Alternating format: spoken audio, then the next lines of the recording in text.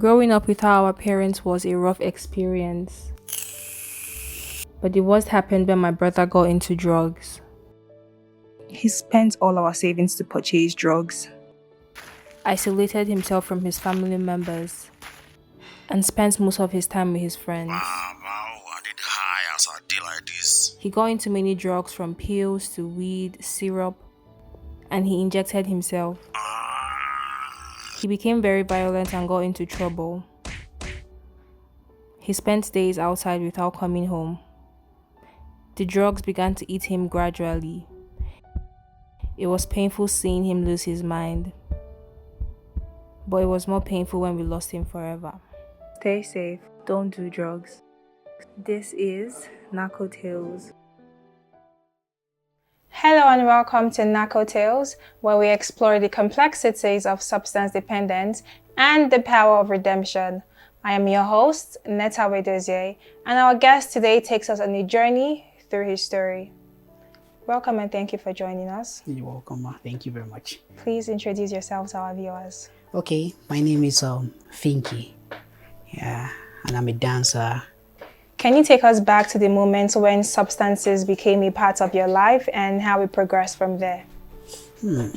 Okay, I would say initially I used to be this church boy, you know, growing up from a church background and the rest like that.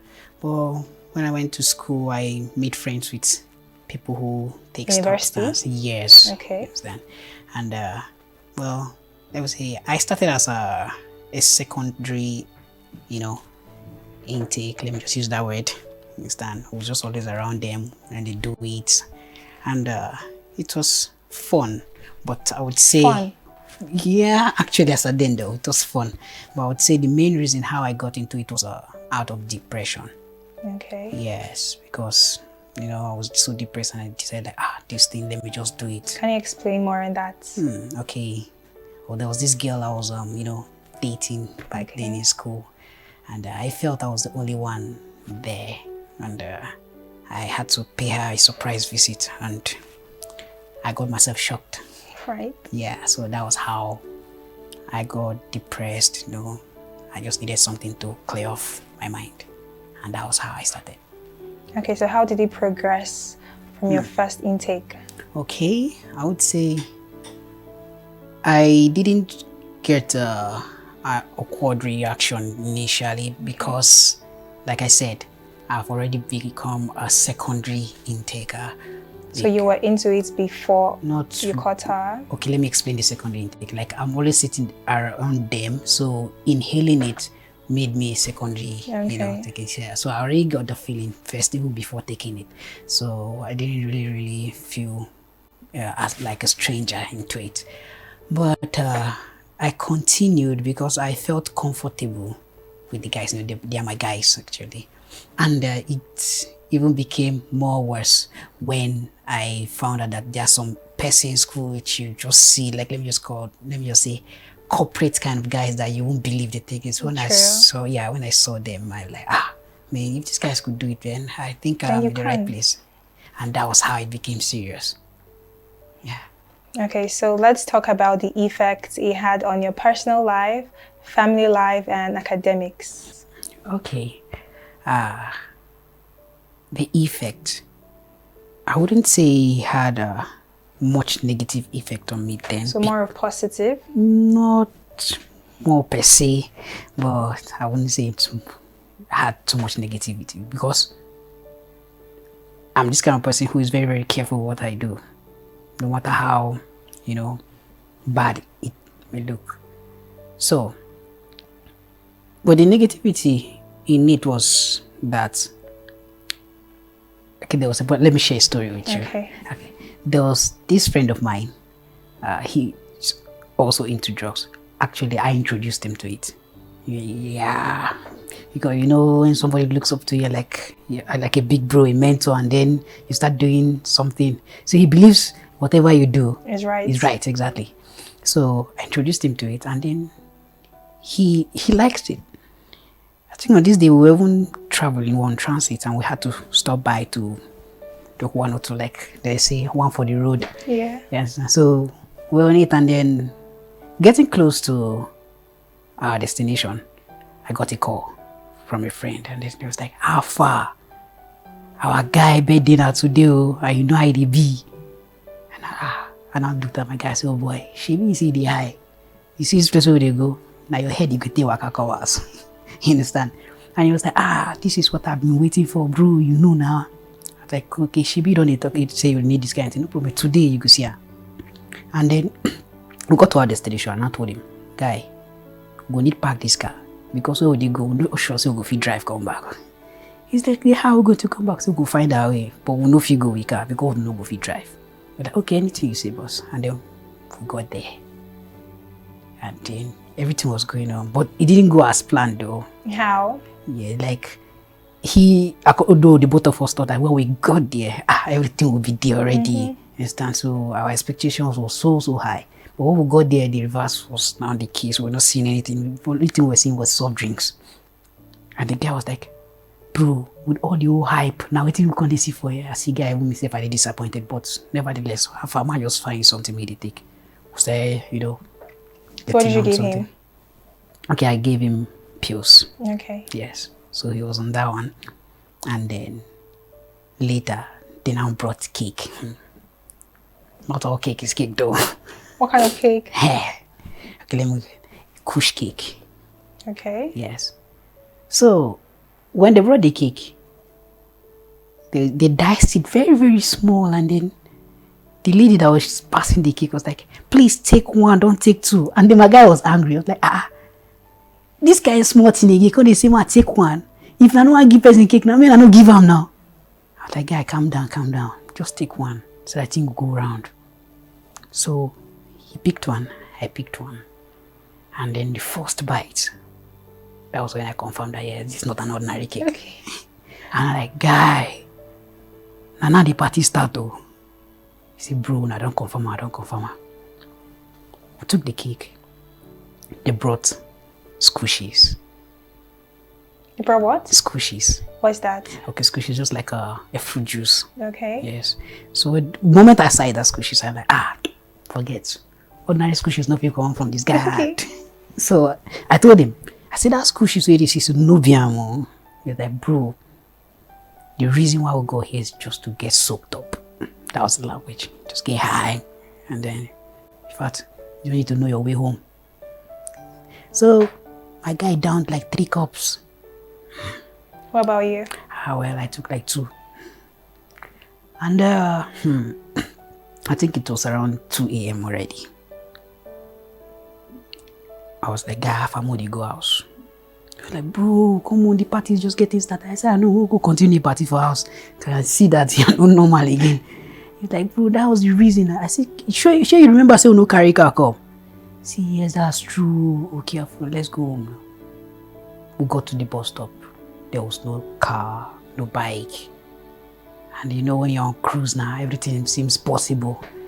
I was like, "Far would you go? See what they find cab for? No, be just stadium road here." I said, "Hey, don't turn here for your eye now, no problem."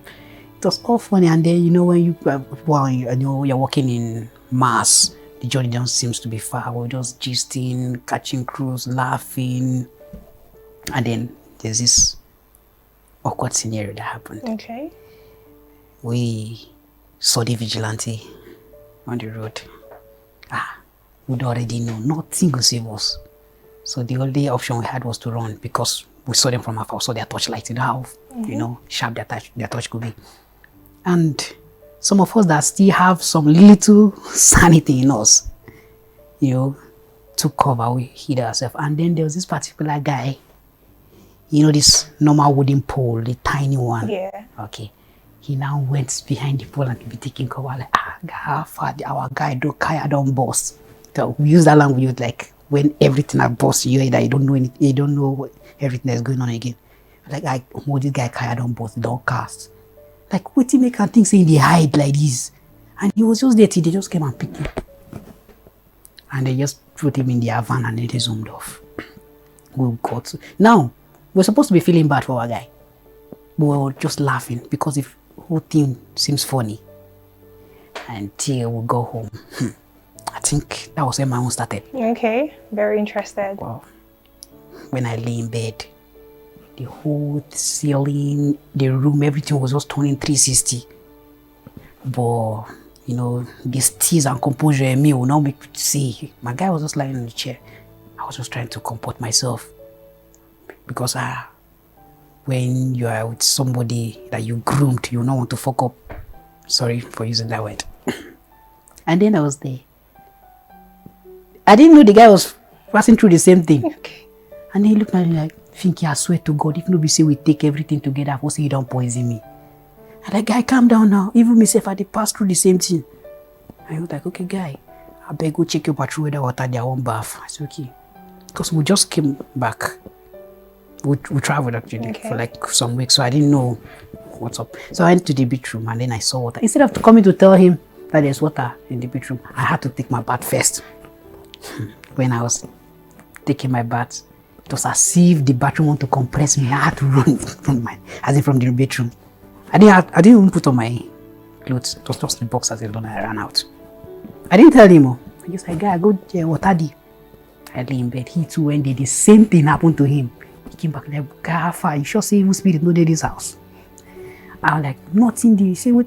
I'm like, what happened? The bathroom almost compressing. I didn't want to tell him my own part. Okay, so I'm not alone in this. The both of us are going through the same thing.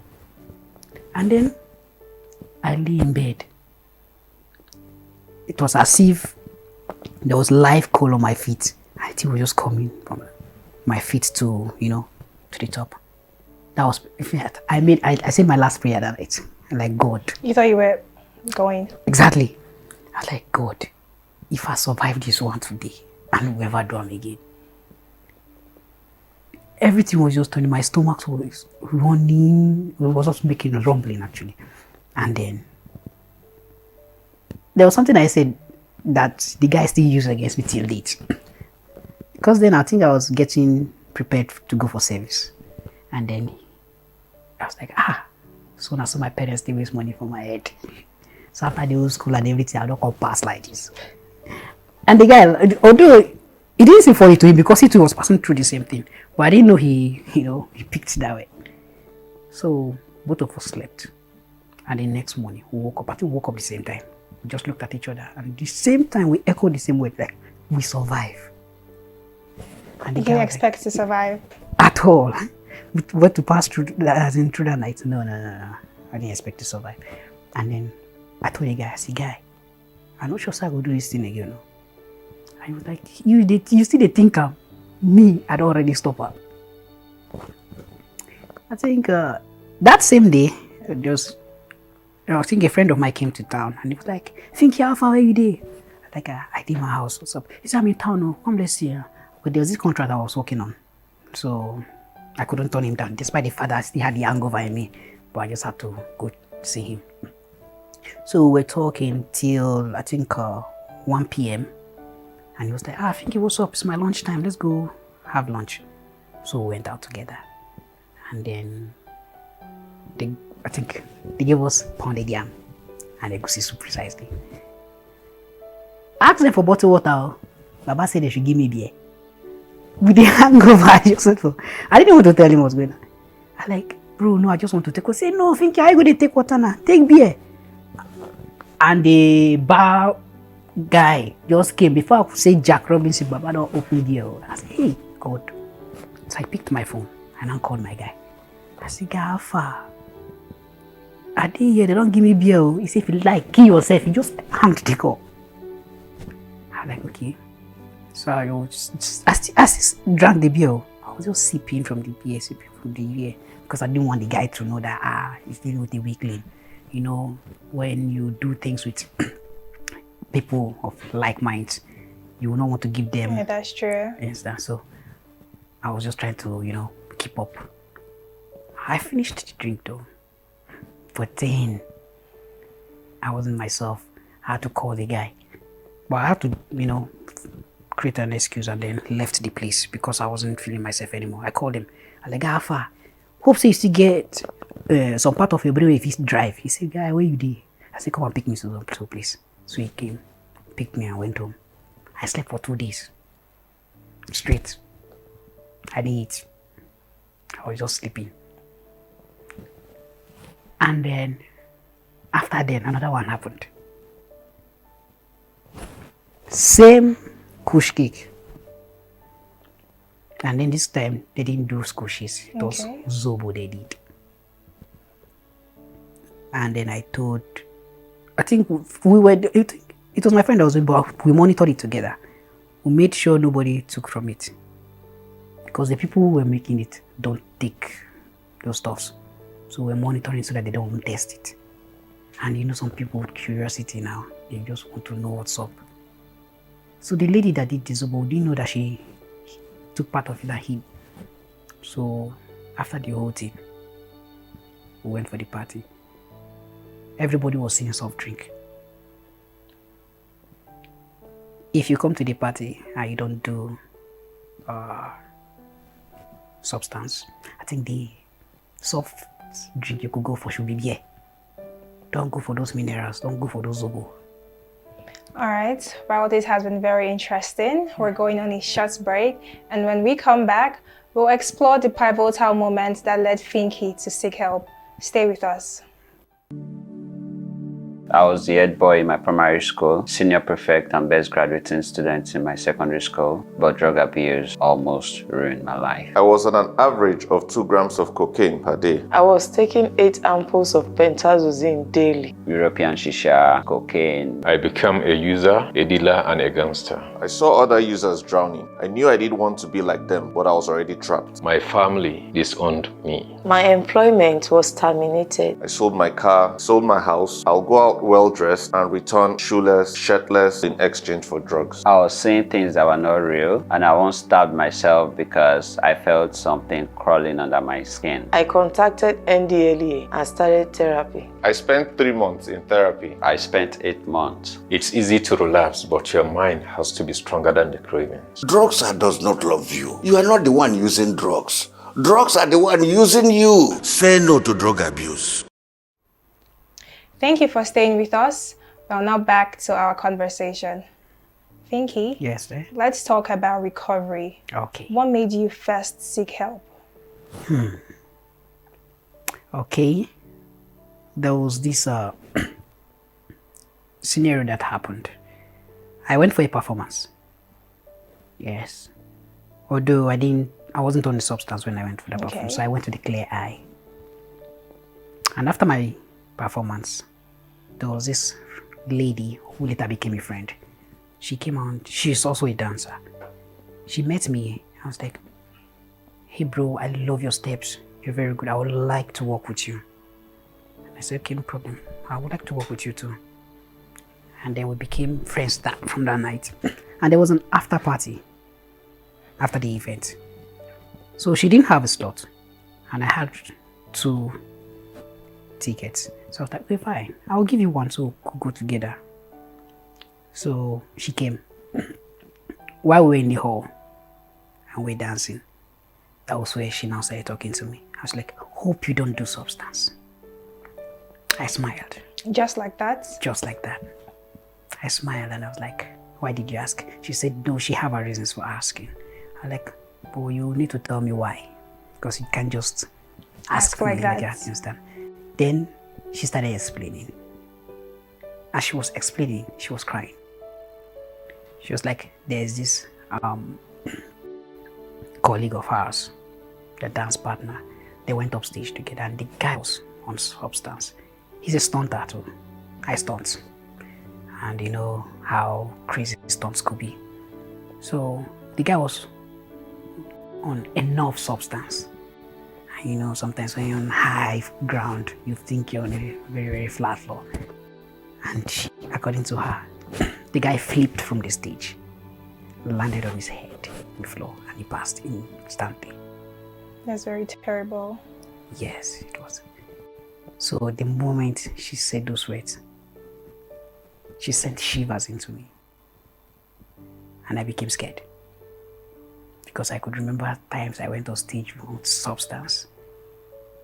From that day, although I was still doing it, but I don't do it to go upstage anymore. So gradually, I started distancing myself from those friends because they made it irregular thing, a normal routine, a lifestyle. You can't just come to the house and not meet one or two. Even if you're not taking it physically, in the food you're taking, it's there. So I was like, man, these people don't return bad into my life. So I think I would distance myself from them. So it wasn't easy initially. Of course. But with the help of a friend who is also a victim. Because I spoke to him and I was like, I help myself, I don't think to stop? Yes. So the both of us now decided to stop it. Because he was my closest pal amongst all of them. Since he too made that decision, I think it became easy for me. Because you had somebody to support you as well? Yes. Yes. There was, I think I went into another relationship. And the lady doesn't like it. So, in fact, she told me to stop and I told her I've stopped. But it was a lie. It was a lie. I told her something. I said, when somebody who takes substance tells you initially instantly that they have stopped, it's a lie. Because it's not something you can stop instantly. So, I'll stop, but it will be a gradual process. But she doesn't want a gradual process. She wants me to stop instantly. So I had to lie that I've stopped. So I don't do it in her presence. I don't do it close to any of her friends. So before I do it, if it must be more like sometimes when we're in the club or something, we won't do it. But before I do it in such places, I'll first of all look around, check around who is there, and I'll make sure there's no one related to her or close to her there before I could do it. But if there's anybody, I will not do it. I will make sure I compose myself, control myself not to. So one day, I attended a party and my friend passed it to me. As I was collecting it from the friend, she was like, Oga, she said don't stop. Now I could not lie, I could not, say anything because it was already in my hand. I was just looking at her and then she got angry and left. I had to give my friend back. Run after her, begged her, and she said she was calling off the relationship. So, somebody I love so much, and I, begged her and told her that from this day onward, I will stop. And was that the last time? Well, that wasn't really the last time, but at least it helped very well. Okay. Yes, because after then, it took a very, very long while before doing it. But when I did it, the feeling wasn't like before anymore. And it was, I was feeling nauseous over it. Like, is this not the same thing I used to take? I went home and then I started regretting why I even did it. So from that day, I still did it again, but it took a long while. And I regretted that. So for me to heal completely, I had to leave my lodge to go stay with her. So at least I you know that you can't do it while she's there. Yes. So I should always be on check. So I was there with her till I let her stop. Okay. So what advice do you have for people currently struggling with substance dependence? Okay. I'll tell them that it's not good. Yes, it's very, very addictive. And it makes everything seem right in your face.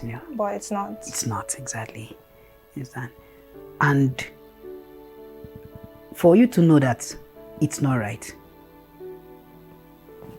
anything you can't do in the public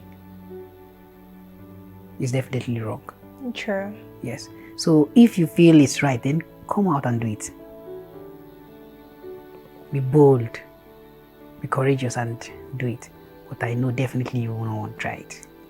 Thank you very much. You're welcome. And that's it on today's episode. If you or someone you know is struggling with substance dependence, please reach out to the NDLEA Support Center on 0800 1020 3040. Until next time.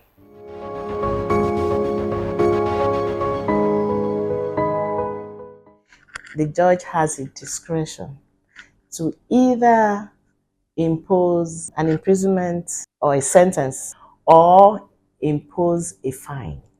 And where a law like the NDLEA Act does not specifically state otherwise, that you cannot impose an option of fine, then the judge has a discretion to either impose a fine or send the convicts to serve a prison sentence.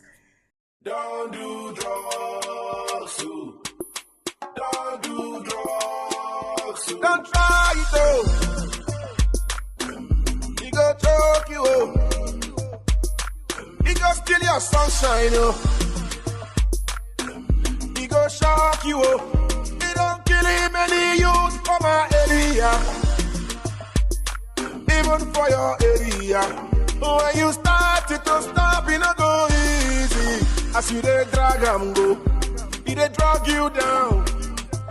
Water come out from my eyes, oh, when I remember all the guys, oh, where many of them kiki bucket, oh, some cut to socket, oh, make we no forget, oh, no they talk it, oh, say, don't do drugs, rock up you see body, oh, don't go wound your busy body. If you die, you go sad, oh. Oh yeah, help me tell somebody.